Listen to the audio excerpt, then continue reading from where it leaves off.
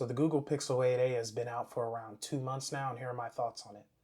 Hey everybody, welcome back to the channel. This is Livestrong Tech bringing you another video. And this video is going to be about the Google Pixel 8a and my review on it. Obviously, there's some things that I do like about the phone, and there's some things that I don't like about the phone. So we're just going to get into that, and I'm going to let you guys know about some pretty useful features that you can use on this phone. But with that being said, let's just get right into the video. And the first thing I want to talk about are the things that I do like, and we're just going to start with design. So I do like the design. It's got a 2400 by 1080p display. In my opinion, it's not blurry or anything. It's pretty clear, pretty sharp. You got the plastic back. It doesn't feel cheap in my opinion. And obviously you don't have to worry about glass since it's plastic. And then there's IP67 water resistance, which is pretty nice. You got a 6.1 inch display, and it's a 120 hertz panel, but it's not LTPO. It changes from 60 hertz to 120 hertz based on the load. And this phone comes in 4 colors. It comes in obsidian, porcelain, aloe, and bay. Me, I've got the aloe, and I just absolutely love this color. The camera might not do justice, but this green actually looks really, really nice. Like, I love this color, and Google always does really good with the colors in my opinion, so they really did a good job there with the design. I really do like the speakers of this phone as well. So, they're pretty loud, and they're not like hollow or anything. They're pretty loud. So yeah, this phone, I mean, I really do love the design of Pixel phones, especially these designs. Like, these phones are designed pretty well in my opinion. So yeah, design is good. Next thing I want to talk about is this performance. So the performance of this phone is pretty good in my opinion. Pixel UI is smooth, smoother than One UI. It's as smooth as Oxygen OS. It's as smooth as iOS. And there's no issues that I've had. No lagging, no, crazy bad bugs with it. I've had pretty good experience with this phone. There's like really no issue with the lagging or anything like that. I mean, if we're just gonna open up the phone, as you guys can see, the fingerprint sensor, it works. It works very well. I have not had any issues with this fingerprint sensor. It's an optical, but we know that the Pixel 9 and Pixel 9 Pro are apparently supposed to be coming with ultrasonic, so that'll just be an upgrade to an already good fingerprint sensor. And yeah, so this fingerprint sensor works well, and as you can see, this is the Pixel UI. This is how it looks here. And you see me scrolling around. I can scroll up to the app drawer. I can go to somewhere like Reddit. We can scroll there. Looking smooth. We can go to another app like Instagram, and we can scroll there. Looking smooth. Never had any issues here. And obviously we can go to the settings. And as you can see, these are all your various settings here with the phone. Everything to tailor the phone to your liking. No issues here. Very smooth. And obviously you can press and hold for Google Assistant. You can do Gemini, but I don't do Gemini. But you can press and hold for Google Assistant. And yeah, so there's really no issues with the performance here and just the smoothness of Pixel UI. We can load up a game if I want to. It loads up pretty decently fast. I think that Snapdragon and maybe the iPhone for sure, they load the game a little bit faster. But there's no issues, in playing just regular games. And more intense games, it might be a little bit, it's going to get hot, and maybe it might not perform as well as the Snapdragons and the iPhone. But Pixel UI is smooth, and gaming is pretty good on here. I mean, don't expect to have the best specs for gaming, but this phone performs well. So yeah, I got no issues with the Pixel UI and the smoothness of Pixel UI. Obviously, you got the Tensor G3 chip, 8 gigabytes of RAM, 128 or 256 gigabytes of storage. And yeah, so that all helps to give this a pretty smooth experience along with Google software. So I have no issues with anything having to do with the performance of Pixel UI in regular usage for the most part. We're going to get into the things that I don't like, and I'm going to tell you about my issues. But yeah, overall, great performance, smooth OS, plays games fine. Maybe rather intense games will get hotter and may start to lag a little bit, but other than that, the phone's fine. So yeah, no issues there. Next thing I want to talk about that I like are the cameras. So for these cameras, you get a 64 megapixel main, 13 megapixel ultra wide, and a 13 megapixel selfie camera. This phone takes great photos. At the price of $500, you're really not going to get a better phone camera than this one. Obviously, unless you just buy like a used flagship, like a used.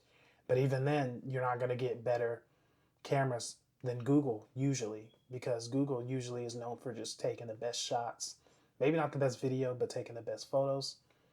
So yeah, I mean, I'm going to put some photos on the screen so you guys can see, and maybe like a video or two, but this phone takes really good photos. I have no issues there. And obviously you got photo features like Magic Eraser, Audio Eraser, and you have Circle to Search, and you have creating image stickers, which what you can do when you are texting somebody, you can create image stickers there, which is nice. Yeah, so I have no issues with the cameras. The cameras are pretty good.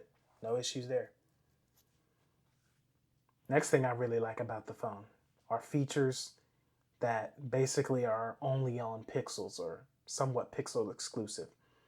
And these include features like call screening, direct my call, live translate, and it has a lot of more features. So I have no issues with those, but they're really good features, and I wish every phone came with these features. Samsung has some AI features that you can do with calling, such as the live translate and stuff like that. Apple, I guess they're coming with, Apple Intelligence. Maybe it'll come, I think, some of those features with iOS 18. But the features that come on a Pixel in terms of just the AI features that this phone has are really, really good. Like, they're just really good, and they can be pretty useful. They can be very, very useful. So, yeah, I do like the features like that. Now we're going to get into the things that I don't like about the phone, or things that could be improved. One thing I don't like about the phone is the price. This phone is not worth $500. I think that this phone should be $400 or cheaper than that. But we know why Google kind of did this, because they wanted to make the price higher at first so that they can discount it later, and the discount will look so much bigger. So that's pretty much why they have probably at this price point, because they're going to have the price at for now, and then they're going to discount it later. That's just a business strategy maybe they're just trying to do. So I have no issue with that. I don't like the price. I think it should have been like $400, but I can see why they put it at $500, because they're going to discount it later. So yeah, don't like the price. Another thing I don't like are the bezels. I said I like the design, but that was only partially. What I don't like about this is the bezels. They're just a little bit too big for me. I think the bezels should have been about as small as like the Pixel 8 or the Pixel 8 Pro. I don't really see why they couldn't have just added that. These bezels, I mean, you get used to them after a while, but I don't like the bezels, and I think they should be a little bit smaller. These bezels are almost as big as like the 10R. So, yeah, these bezels could be a little bit better, but they're not, game breaking. So, yeah, don't like the bezels. Another thing I don't like is no LTPO display. This phone should be able to have an LTPO display. Y'all saw my video of the OnePlus 12R. That phone is the same price as this phone, if not cheaper, because of the sales that they have going on. And that phone has an LTPO panel. This phone should have that too. And it should have that so that the battery can be a little bit better, which is another thing that I don't like about the phone, the battery.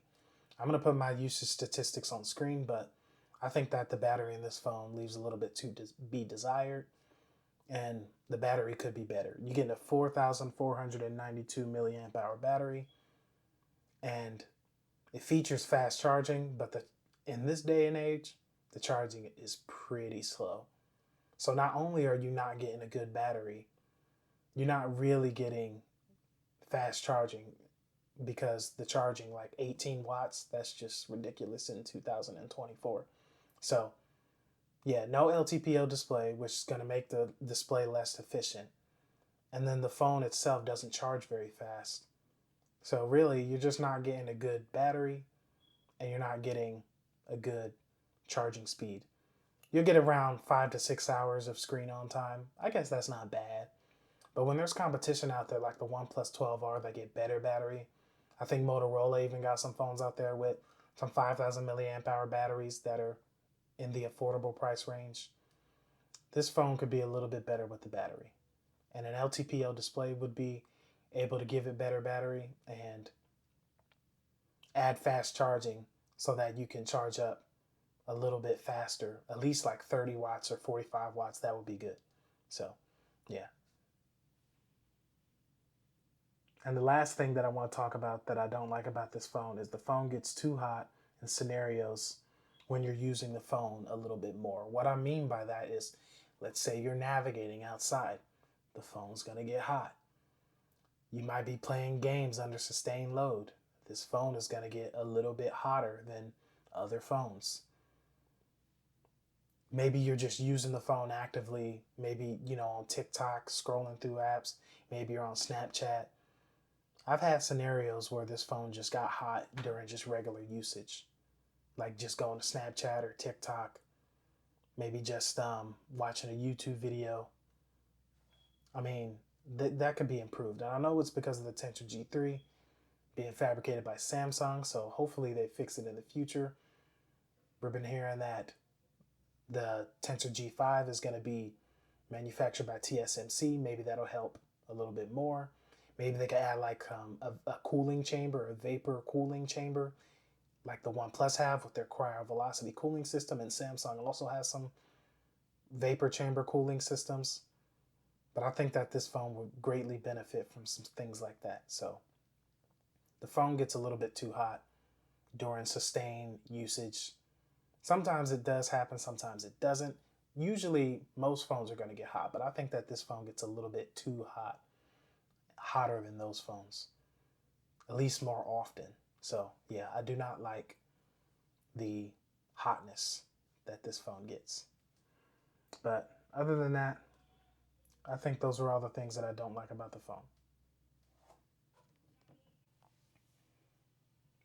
In closing, I want to say that this phone, the Pixel 8a, is a pretty good phone, but I would definitely wait for a sale to buy this phone. And when it comes down to it, people may ask, should you buy a Pixel 8a or should you buy a OnePlus 12R? Because those are the two main phones in that price range that are competing with each other here, at least in the United States at least. And I would say buy a 12R, because the 12R still has a pretty good camera. You can go watch my review on it.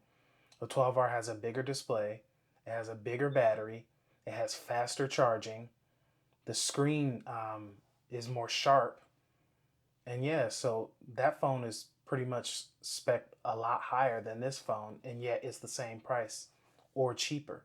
So I would definitely get a OnePlus 12R. But that doesn't mean that the Pixel 8a isn't a bad option. I would just wait for a sale. And I would say honestly that Pixel phones grow on you. They may not offer the best specs, and they're not going to blow you away with performance, but I think that the Pixel UI is an elegant UI experience. It's smooth, it's crisp. There's some pretty good AI features that Google has to offer. The camera is elite, top tier in its price range. No other camera is better.